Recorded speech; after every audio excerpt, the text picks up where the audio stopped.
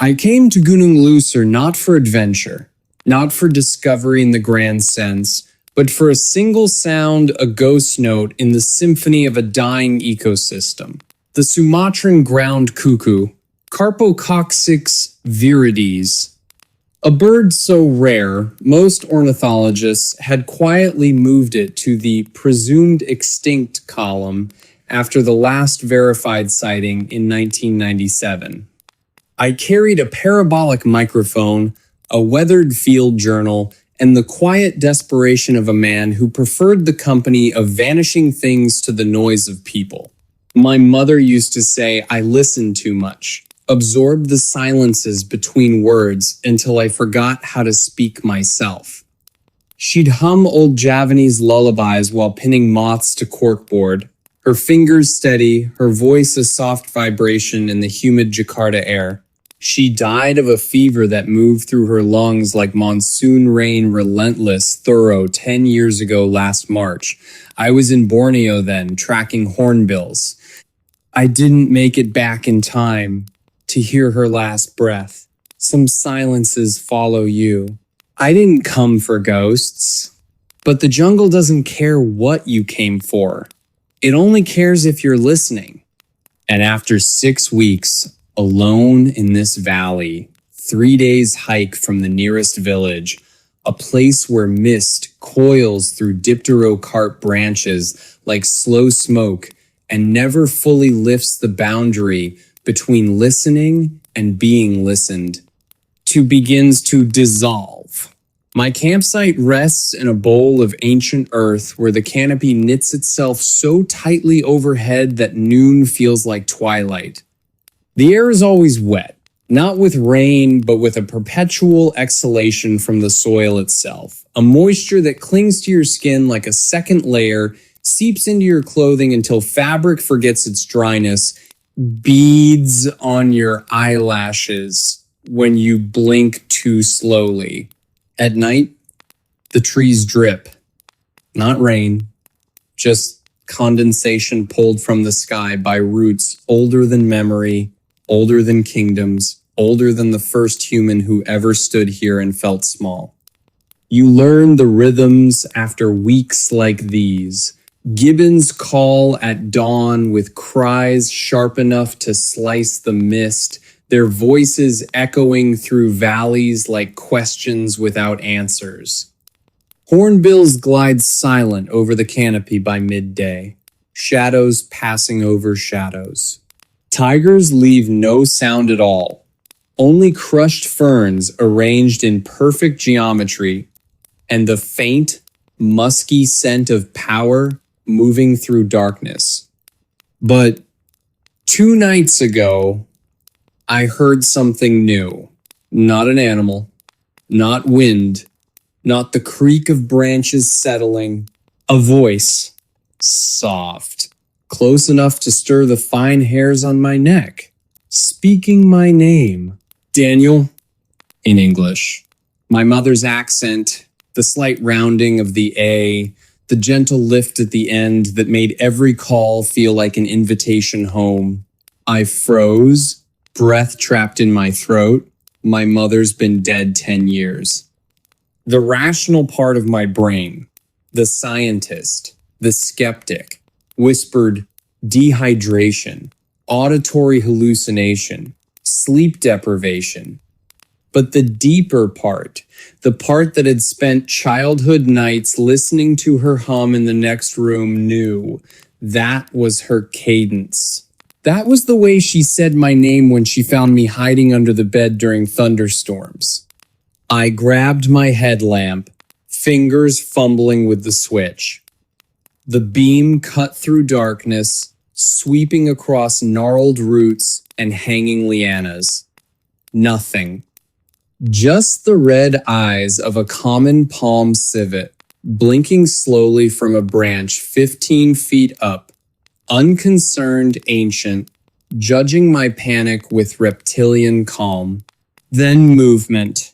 Between the dipterocarp trunks, where shadows pooled thickest, a figure, tall, lean, Wearing what looked like a faded field vest, the olive drab canvas I'd bought in Medan, sun-bleached and stained with mud exactly like my own.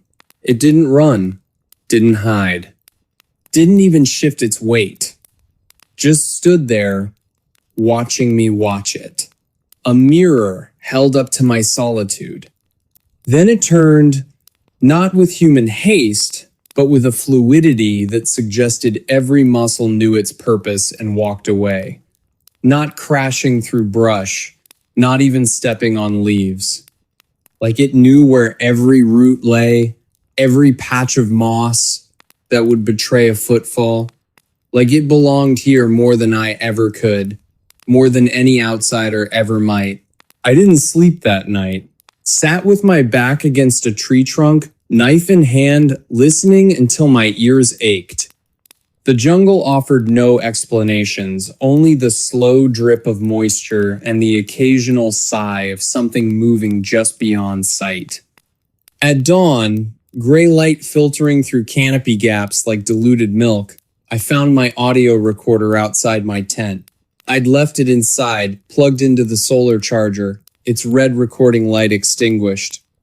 Now it sat centered on a mossy log 3 meters from my sleeping mat, screen glowing with a single file timestamped 347. I played it with trembling hands. My own voice, calm, steady, devoid of the fear that had gripped me hours earlier, said, "Day 42. No sign of the cuckoo, but I'm not alone anymore."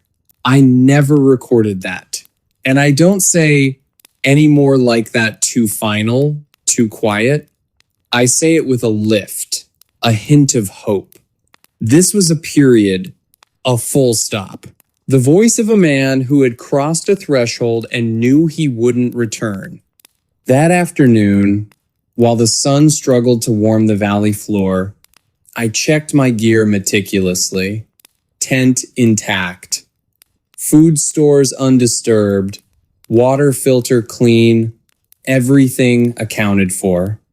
Except my spare field notebook, the small moleskin I kept zipped in my pack's inner pocket for sketches and private thoughts. In its place, folded neatly on my sleeping mat, was a single white flower.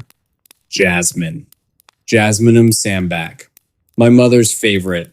She grew it in clay pots on our balcony in Jakarta, its scent drifting through open windows on humid nights as she read poetry aloud. Fresh. Dew still trembling on the petals.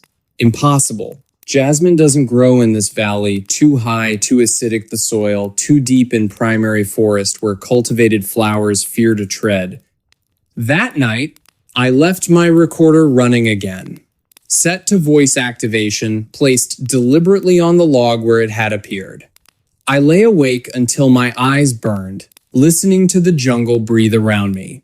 At 2:18 a.m., the device clicked on.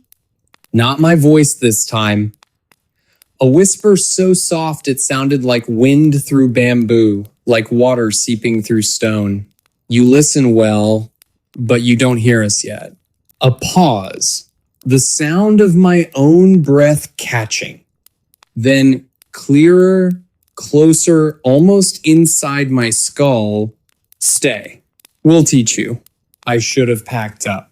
Called for extraction on the satellite phone I kept sealed in a waterproof case for emergencies. But part of me, the part that had come here seeking ghosts of birds, now craved a different kind of haunting.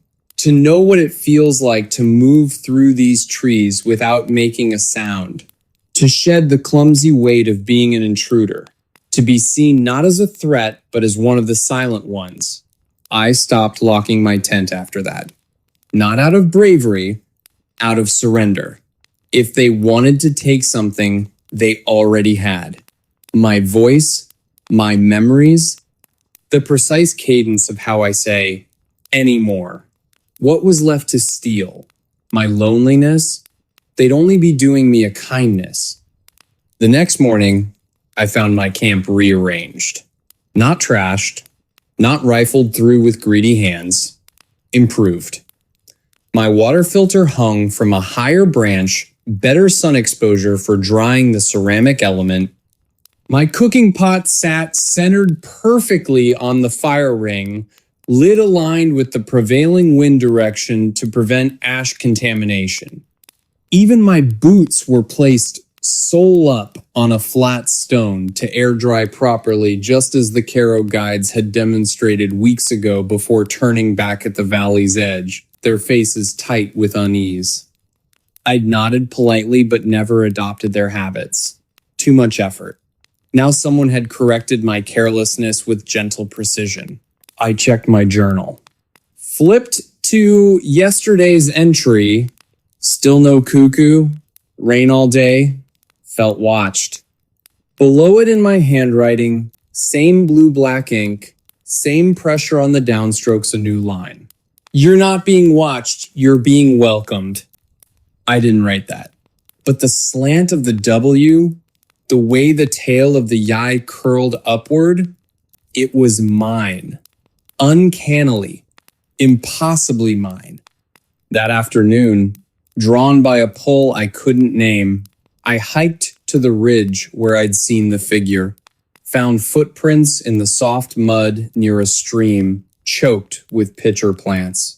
Not barefoot, not animal. Wearing old rubber sandals, the simple sandal Japit villagers wear, split at the toe, but the stride was too long for any human I'd met in Sumatra. The heel dragged too deep, suggesting a weight distributed differently more through the balls of the feet, like a dancer or a predator. And between the toe impressions, strands of fine white hair caught in the mud. Not human. Not ape. Something in between silken, luminescent, even in shadow. I followed the prints, my heart a quiet drum against my ribs. They led to a small clearing I'd never seen before, ringed by ancient banyan trees, their aerial roots twisted into natural arches like doorways to another world. In the center, a low stone platform, moss-covered, worn smooth by centuries of rain. On it a cup, ceramic, chipped at the rim, exactly like the one I drink coffee from every morning. Steam rose in delicate curls. I touched the rim, warm, inside black coffee, no sugar, just how I make it. Except I hadn't made any today, hadn't even lit my stove. I didn't drink it, but I didn't leave it either. I sat on the mossy edge of the platform and waited, watching mist coil through the banyan roots like slow ghosts. Hours passed. Light shifted. Gibbons called in the distance, their cries now sounding like echoes of a world growing fainter. Then a sound behind me. Not footsteps, not breath exactly. A slow exhalation, wet, resonant, like lungs full of river mist and ancient soil. I didn't turn, didn't speak, just whispered into the damp air. Why me? Silence stretched, taut as a vine. Then, so close, it brushed my ear without touching skin. Because you listen, my voice. But softer, worn smooth by centuries of wind through leaves, water over stone. Others come with guns, with nets, with noise. You came with silence, so we show you the truth. I finally turned. Nothing there. Only the clearing, the arching roots, the slow dance of mist. But on the ground beside me, a single white jasmine flower. Fresh, and beneath it, my missing field notebook, open to a new page. Drawn in careful pencil, a map of the valley, more detailed than any satellite image could capture, showing underground streams, magnetic anomalies, places where the earth breathes differently. With an X mark deep in the heart of the Forbidden Zone, the place even the oldest Caro hunters cross themselves before naming. Below it, written in my hand, go there at moonrise, leave your name behind, they're waiting. I should have burned the map. Should have poured kerosene over every trace of this haunting and fled while my mind still recognized itself. But I didn't, because part of me knew this wasn't a trap. It was an invitation written in the language my soul had forgotten it spoke. And the deeper I go, the less I miss the world outside these trees. The emails unanswered, the conferences unattended, the hollow ring of city silence after midnight. Here, silence has texture, has weight, has voice. I left at dusk, when the light turned the color of old honey. No pack, no satellite phone. Just my knife sheathed at my belt, the notebook tucked under my shirt, and the jasmine flower pressed into my palm, its scent clinging to me like a promise, like forgiveness. The Forbidden Valley lies east of the Blackwater River, past the standing stones the locals call Batu Menangus, the Crying Rocks. They say if you hear them weep at night, you'll never find your way back. I heard them. Not tears, not wind whistling through fissures. A low, harmonic hum like stone breathing. Like the earth itself remembering a sorrow too vast for human hearts to hold. I crossed the river on fallen logs slick with emerald moss. The water below was black, still, reflecting nothing. Not even the rising moon. Not even my own face. On the far bank, the air changed. Thicker, warmer, smelling of wet earth and something sweet like overripe durian fermenting in shadow and old sandalwood incense left burning in abandoned temples, and silence. Not the quiet of an empty forest, the silence of something holding its breath, waiting. I followed the map in the notebook, every landmark matched with uncanny precision. The split fig tree, whose halves grew apart, yet remained connected by a single root arching underground. The waterfall that flows upward, a trick of mist and angled rock that still made my rational mind stutter even as my spirit accepted it. The circle of ferns growing in perfect symmetry around a patch of soil no different from the rest. Then I saw the lights. Not fire. Not lanterns carried by human hands. Glowing orbs, soft white, drifting between the trees like slow fireflies moving against the wind. They pulsed gently, not with insect randomness, but with intention. They led me to a clearing I swear wasn't on any map. Not mine, not the military surveys I'd studied, not the ancestral knowledge of the Karo people. In the center stood 7 stone pillars, carved with spirals that mimicked nautilus shells and eyes that seemed to follow without moving. Moss-covered, ancient, older than Borobudur, older than kingdoms, older than the first prayer ever whispered to a god. Around them figures, tall, lean, dressed in tattered field vests, mildewed rain jackets, even a faded U.S. Forest Service shirt bleached pale by decades of sun and rain. All human-shaped, all utterly still. One turned as I approached. Its face remained shadowed beneath a wide-brimmed hat, but I saw enough in the moonlight. High cheekbones, dark eyes that held too much sky, skin the color of wet teak after rain.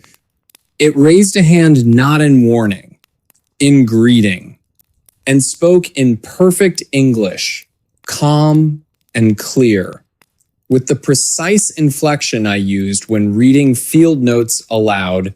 "You're late, Daniel." My name, my voice, but not mine.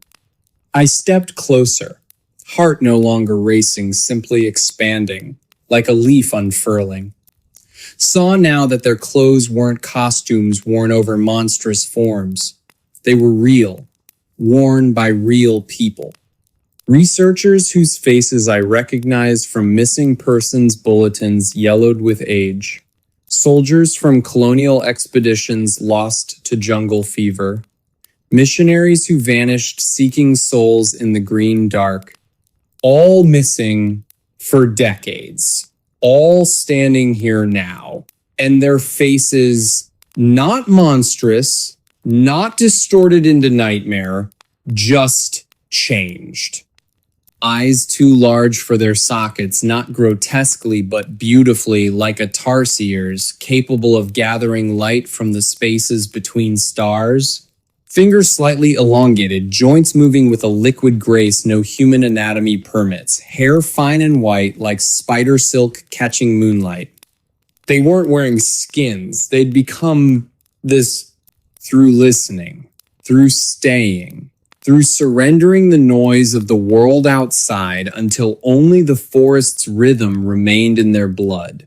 The one who spoke stepped forward, held out a cup, ceramic, chipped at the same spot mine was chipped from when I dropped it on granite in the Rockies years ago. Drink, it said. It's time to forget your name. I looked into the cup, black coffee, steam curling in the humid air. But beneath the surface, something moved. Not reflection, a face, mine, but older, calmer. Eyes full of forest shadows and starlight seen through canopy gaps. I knew then this wasn't about death. It was about transformation. The jungle doesn't kill those who listen. It keeps them. Reweaves them into its silence. Makes them part of the watchful dark. So others will come and wonder why the birds fall silent when they walk alone, not in fear, but in recognition. You don't have to speak again, the figure whispered. We'll carry your voice for you. Behind me, the glowing orbs drifted closer. Not fireflies, souls, or memories given form, or both, because here, at the heart of the listening dark, such distinctions no longer matter. I lifted the cup, felt the warmth seep into my palms, not heat, but life. And for the first time since I arrived in Sumatra, since childhood, since my mother's last breath, I didn't feel like an outsider. I felt like I'd finally come home. I drank, not because I wanted to, but because my body already knew what my mind was just learning. I was never meant to leave. I don't remember falling asleep, only waking in the hollow of a banyan root wrapped in moss like a cocoon spun by patient spiders. My skin was cool, dry, untroubled by sweat or insect bites. My hair longer, threaded with strands of white that caught the dawn light like spider silk spun from moonbeams, and my voice gone. Not stolen, not silenced by force, just unnecessary. Like gills on land, the forest speaks without words. It breathes through leaves, whispers through root networks older than language, sings through the gap between raindrops. I hear it now clearer than I ever heard human speech, not as metaphor, as fact. I stood. My body moved differently, lighter, quieter, as if my bones had hollowed like a bird's, filled with resonance rather than marrow. The stone circle was empty, but my cup sat on the central platform, clean, waiting. I picked it up. It was warm, inside fresh coffee, black, no sugar, for the next one. I walked back through the valley, not retracing my steps, but flowing, slipping between trees without brushing leaves, stepping over roots without sound, moving with the certainty of water finding its course. The jungle didn't part for me. It welcomed me, recognized me. The civet on the branch blinked slowly, not in fear, but acknowledgement. A tiger's eyes gleamed from shadow, not as predator to prey, but elder to initiate.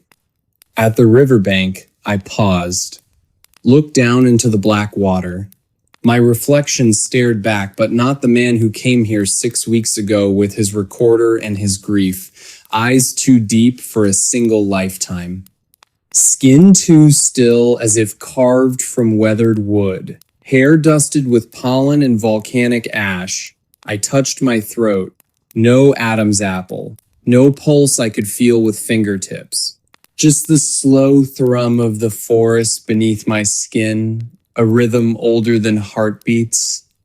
I left the cup on a flat stone by the crossing, then climbed into the canopy where the mist clings thickest and the world below fades to dream. From there, I watch, not to hunt, not to frighten, to wait, to listen. 3 days later, I saw him, a young researcher, backpack heavy with gear, eyes wide with wonder, and the particular fear of someone who has read too many warnings but believes himself exempt. He stumbled into the clearing near the crying rocks, calling out, "Hello? Is anyone here?" His voice cracked on the second word. Familiar. Like mine used to before the silence took root. I didn't move, didn't speak. But when he turned toward the river, lost, compass spinning uselessly in his palm, I let a single jasmine flower fall from the branch above. It drifted down like a slow snowflake, landed at his feet. He picked it up, sniffed it, frowned. Then, softly, with a tremor that carried across the clearing, "Mom," that's when I knew he was ready. The forest had already chosen him. I waited until moonrise painted the black water silver. Then, from the far side of the river, I whispered in his mother's voice, soft and tired, carrying the scent of jasmine and distant rain. "Stay, Daniel. They're waiting." He froze. Looked around. Didn't run. Just stood there, listening. Like I once did. Like all of us do, before we become silent. If you ever hike alone in Gunung Leuser and you find a chipped ceramic cup by a cold fire pit, don't pick it up. Don't call out, just listen. If the silence answers in a voice you love, you've already been chosen. And the jungle will keep you. Not as a ghost, not as a monster, but as one of the silent ones who watch, who wait, who remember your name long after you've forgotten it yourself. And in that forgetting, finally hear the world sing. I came to Doi Fa Ham Pak not for enlightenment, not for ghosts, but for a sound, a vanishing duet carried on mountain mist, white-handed gibbons, hylobates lar. Their morning songs once echoed through every valley in northern Thailand. Now they're ghosts in the canopy, their numbers dwindling as concrete climbs the hillsides. I carried a parabolic microphone, a weathered field journal, and the quiet desperation of a man who prefers the company of disappearing things to the noise of people who stay. My sister in Chiang Mai had begged me not to go alone. The old ones say that mountain breathes, she'd warned, her fingers tracing the steam rising from her tea. It takes what it needs. I'd laughed gently, kissed her forehead, promised I'd be back before the monsoons. I didn't tell her I'd come here to outrun the silence in my apartment, the one that had grown since Clara left, since my father's funeral, since I realized some absences never fill back in. Some silences become permanent residents in your bones. But the mountain doesn't care what you came for. It only cares if you're listening.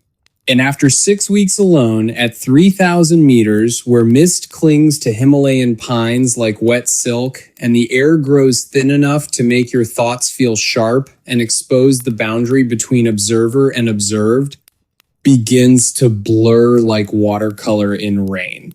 My campsite rests on a granite shelf where the world falls away in every direction. Below, valleys coil like sleeping serpents under cloud cover.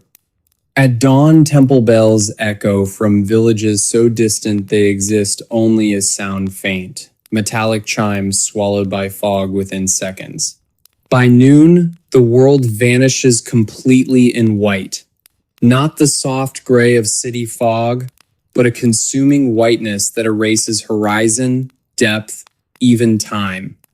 You learn to navigate by moss patterns on rocks, by the angle of pine needles. Silence here isn't empty. It's a presence, a weight. It watches with the patience of stone. I've learned the mountain's rhythms the way one learns a lover's breath. Gibbons call at sunrise sharp, echoing duets that spiral through mist-like questions without answers. The male's hoots, the female's great, calls a conversation older than kingdoms. I record them religiously, though my equipment captures only a fraction of their resonance. The real song lives in the spaces between notes. Cicadas scream midday, a metallic shriek that vibrates in your teeth, the mountain's fever dream. At dusk, everything stops. Not gradually, abruptly, as if a hand has been placed over the world's mouth. Even the wind holds its breath. The pines cease their whispering. The insects fall silent mid-chord. In that vacuum of sound, other things become audible, things that move between heartbeats. That's when I first heard it. 3 weeks in, the light fading fast. I was packing my microphone when a whisper coiled through the clearing, not from any direction, but from the air itself. Soft. In Thai, my ow, don't take. I froze. My Thai is limited to greetings and numbers. I'd never learned don't take. The phrase hung in the cooling air, not threatening, but instructive. Like a parent correcting a child reaching for fire. I turned slowly, heart hammering against my ribs. Nothing. Just dripping ferns and the smell of wet stone and decaying pine needles, a scent like old libraries and forgotten temples. Then a flicker between the trees. A man in faded farmer's clothes, wide-brimmed straw hat, barefoot. His face was calm, kind, wrinkled like river clay dried in sun. But his feet didn't touch the ground, hovered an inch above the moss, casting no shadow in the dying light. Krahang, the spirit who rides the pestle. I'd read about him in a dog-eared folklore text in Chiang Mai's university library, a minor deity of rice fields, said to glide above crops on a wooden mortar, watching over harvests. He doesn't harm the respectful, only observes, judges, decides who belongs. I did what I'd seen villagers do at spirit shrines along the road. Bowed slightly from the waist, palms pressed together, not a full times why, but an acknowledgement. A surrender of my foreign arrogance. He didn't nod, didn't smile. Simply faded, not like mist burning off, but like a memory dissolving upon waking. One moment present, the next, the space he occupied remembered only cold air. That night, I found my audio recorder outside my tent. I'd left it inside, charging on my sleeping mat, its red light blinking steadily.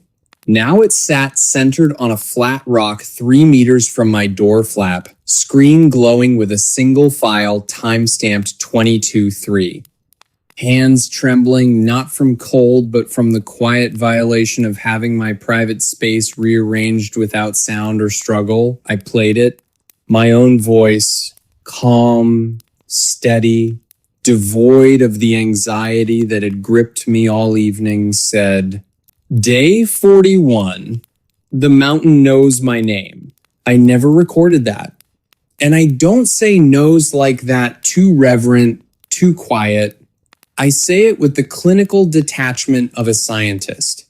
This was the tone of a devotee, a convert. Next morning, my stainless steel water bottle sat on a flat rock beside my tent. Not where I'd left it hanging from a branch. Beside it, a small offering. 3 jasmine flowers arranged in a triangle and a strip of red cloth knotted carefully around a smooth river stone.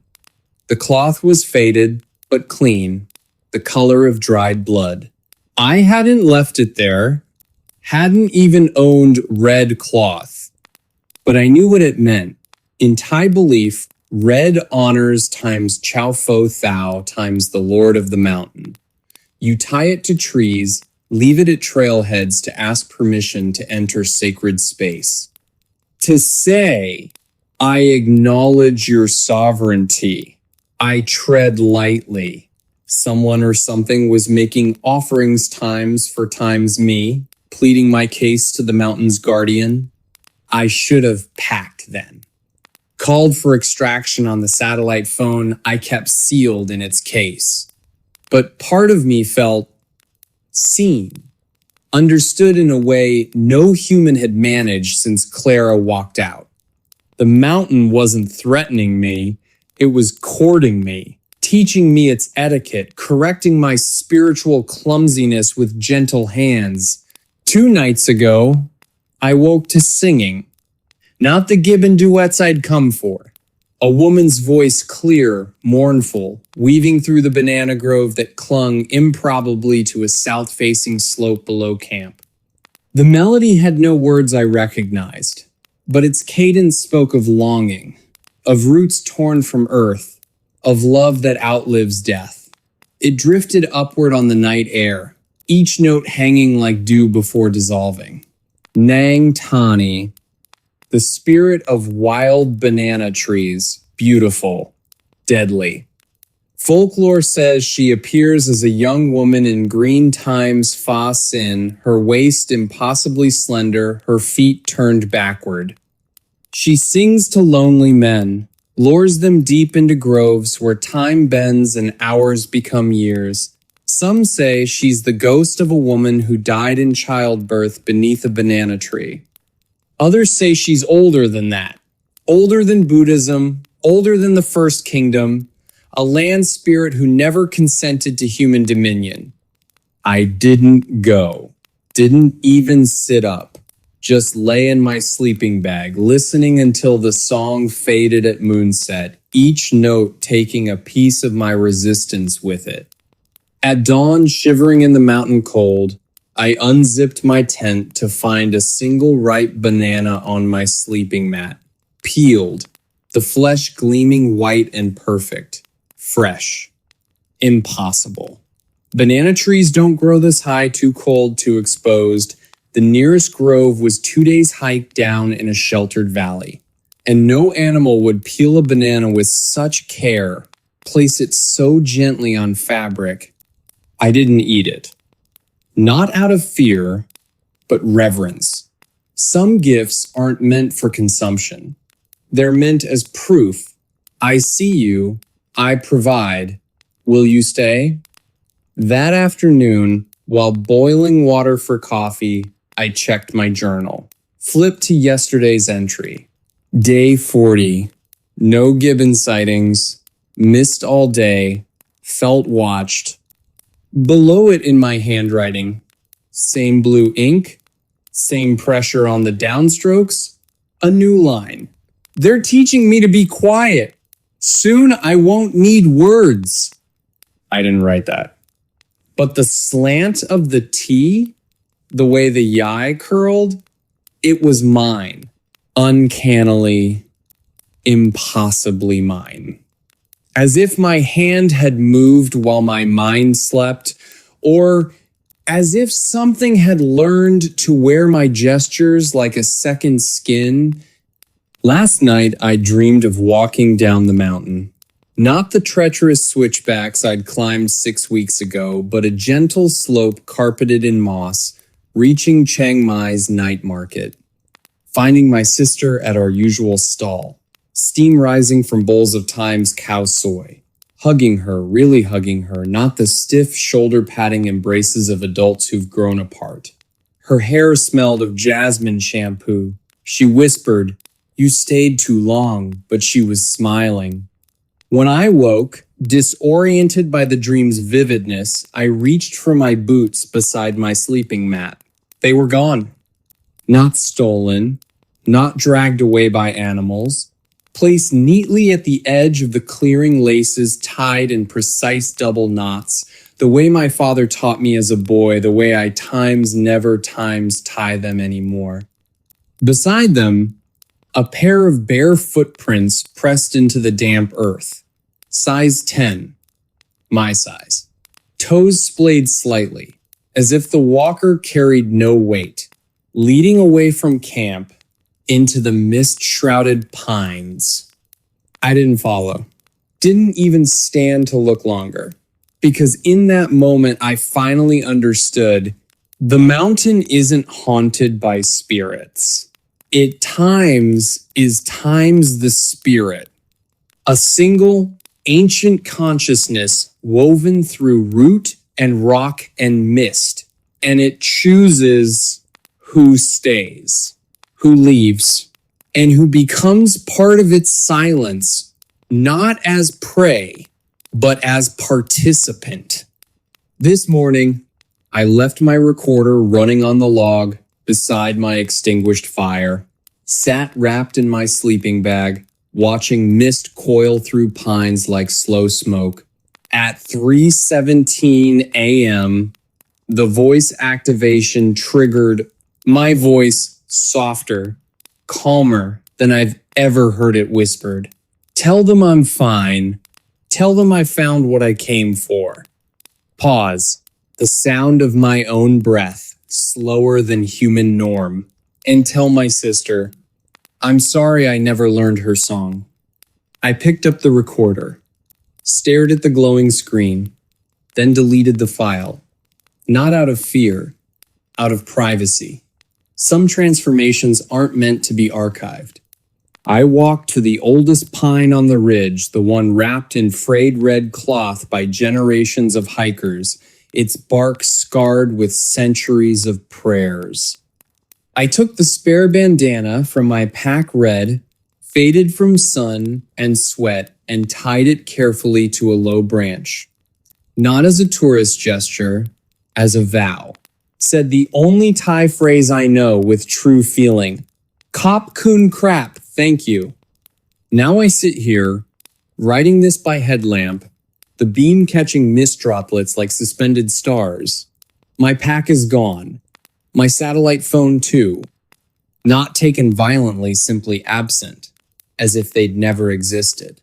But my cup remains, ceramic, chipped at the rim from a fall in Nepal years ago. Steam rises in delicate curls in the cold air. Black coffee, no sugar, just how I make it. I didn't make it, but I'll drink it. Because the one who left it, whether Krahang, Nang Tani, or the mountain's own breath-given form, knows me better than I know myself. Knows my habits, my griefs, the exact temperature I prefer my coffee, knows that what I truly came for wasn't Gibbons at all, but a silence deep enough to drown the noise inside me. If you find this journal, perhaps tucked in a waterproof bag beneath the red cloth pine, don't come looking. Don't send search parties. Don't call my sister with false hope. Just leave an offering at the base of that tree. Jasmine if you have it, red cloth if you don't. Sit quietly for 10 minutes. Listen. And if you hear a man humming a Gibbons call from the mist, not a recording, but a voice weaving through the pines, perfectly mimicking the great call's rising arc, Don't answer. Don't call his name. He's not lost. He's home. And the mountain is singing through him now.